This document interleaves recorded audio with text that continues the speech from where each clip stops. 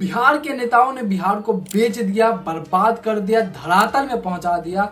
एक बच्ची जिसके साथ दुष्कर्म हुआ उसको कई दिनों तक एक छोटे अस्पताल में सरवाइव कर पाई, लेकिन जब बिहार के लाइफलाइन कहे जाने वाले पीएमसीएच पहुंचती है तो वहां उसे घंटों तक बेड नहीं दिया जाता और फिर इलाज के दौरान उसकी मृत्यु हो जाती है। और इस राज्य का दुर्भाग्य देखिए कि उसकी मृत्यु पर भी राजनीति हो रही है। सरकार से तो हम सवाल पूछेंगे, पीएमसीएच से सवाल पूछेंगे कि आखिर वहां पर बेड की व्यवस्था क्यों नहीं थी। इतना गंभीर सिचुएशन था, इतना क्रिटिकल सिचुएशन में अगर किसी को बेड नहीं मिलेगा तो क्या अब कौन सी सिचुएशन में आप बेड दे पाओगे? फिर तो आम आदमी जो वहां पे बेड लेने जाएगा उसकी क्या स्थिति होगी तो सब जग जाहिर हो गया। लेकिन पीएमसीएच से एक और सवाल पूछना चाहते हैं कि आखिर पीएमसीएच की व्यवस्था किसने की?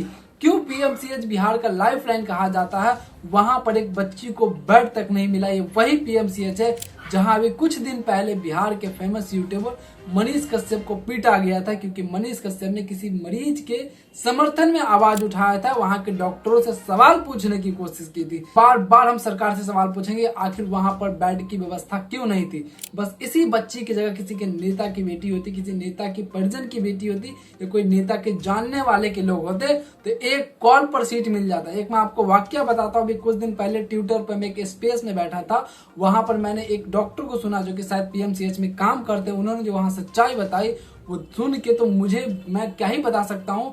आप अगर उस चीज को सुनते हो तो आपको लगेगा कि आखिर क्या स्थिति है बिहार के आम लोगों को। वो डॉक्टर कहते हैं कि यहाँ पर बहुत ही ज्यादा जो है बेड का कमी है, बहुत ही ज्यादा दवाई की कमी है, नर्स की कमी, स्टाफ की कमी है।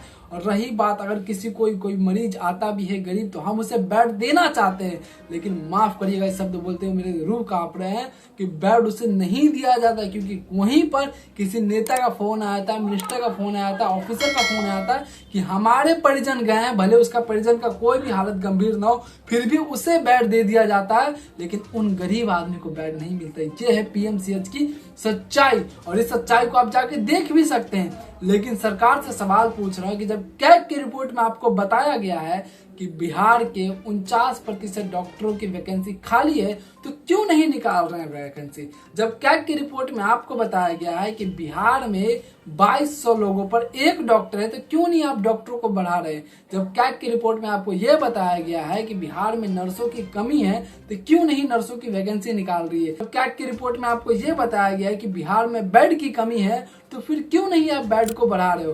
टैक्स भी आप लेते हो, लेकिन जब सुविधा देने की बात आती है तो आप अपने आप से हाथ जोड़ लेते हो। जब कैग की रिपोर्ट में सारी जानकारी सामने आ चुकी है फिर भी सरकार इस पर एक्शन क्यों नहीं ले रही है? सरकार वैकेंसी क्यों नहीं निकाल रही? सरकार नर्सों में भर्ती क्यों नहीं करवा रही है? क्यों सरकार दवाई की व्यवस्था नहीं करवा पा रही है, बेड की व्यवस्था नहीं करवा पा रही है, डॉक्टर की व्यवस्था नहीं करवा पा रही? सरकार से तो हम बार बार सवाल पूछेंगे, क्योंकि बिहार सरकार के स्वास्थ्य मंत्री बिहार की स्वास्थ्य व्यवस्था को देखने के बजाय इनको बंगाल की चरमराती स्वास्थ्य व्यवस्था दिख रही है, लेकिन बिहार के हॉस्पिटल में बेड नहीं है ये इन्हें नहीं दिख रहा है। बिहार के पीएमसीएच में किस तरीके से दरिंदगी हो रही है ये उन्हें नहीं दिख रहा है, लेकिन बंगाल में किस चीज की कमी है स्वास्थ्य व्यवस्था में, इसे उन्हें ट्वीट करने के लिए बहुत ज्यादा टाइम है।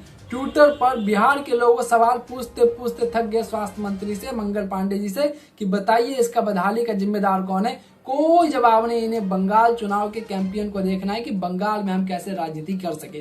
सरकार से तो हम सवाल पूछेंगे और सरकार से सवाल हम पूछते ही हैं, लेकिन ऑपोजिशन को भी जवाबदेही देनी है। जब आपको पता था उस बच्ची के साथ गलत काम हुआ है, जब वो मुजफ्फरपुर के हॉस्पिटल में आई थी तभी ये बात मीडिया में आ चुकी थी, ट्विटर पे इस बातों को होना शुरू हो गया था। लेकिन कहाँ है जन स्वराज पार्टी के नेता, कहाँ है आरजेडी के नेता, कहाँ थे कांग्रेस के नेता? क्या अगर इन्हीं में से कोई भी बड़ा नेता अगर पीएमसीएच के गेट पे पहुंच जाता या फोन कर देता उसके चेयरमैन को या पीएमसीएच के किसी बड़े अथॉरिटी को, सीट तो यूं मिल जाती यूं। लेकिन सीट दिलाने के बजाय अब राजनीति किया जा रहा है। अब बताया जा रहा है कि सरकार ने बच्ची को मार दिया। सरकार ने सिर्फ एक बच्ची को नहीं मारा है, इसी सरकार के बदहाली स्वास्थ्य व्यवस्था की वजह से हजारों लोगों की जान गई है, ये सच्चाई है। लेकिन आपने क्या किया? आपका तो एक मौका था मिला हुआ, आप तो चाहते तो बिहार की जनता के सामने अपनी छवि को फिर से धूमिल होने से बचा सकते थे, लेकिन अब आप बच्ची की मौत पर राजनीति करेंगे तो मुझे नहीं लगता कि ये कतई सही हो सकता है। उसके बजाय आप सरकार के हॉस्पिटल में जाइए, एक एक अस्पताल में जाके वहां की व्यवस्थाओं को जनता के सामने लाइव दिखाइए। कहाँ बेड की कमी है, कहाँ दवाई की कमी है, कहाँ डॉक्टरों की कमी है, कहाँ पर मरीजों के साथ किस तरीके से व्यवहार किया जा रहा है। तेजस्वी यादव जी, सवाल तो आप पे भी उठेगा, कभी आप भी स्वास्थ्य विभाग में थे, आपके परिवार के लोग भी स्वास्थ्य विभाग में थे, आपने उस समय स्वास्थ्य विभाग के लिए ऐसा कौन सा बड़ा बदलाव कर दिया था? आखिर बिहार की जनता जाए तो जाए कहाँ, विश्वास किस पे करे? कौन बिहार को इन डूबती नैया से निकाल पाएगा?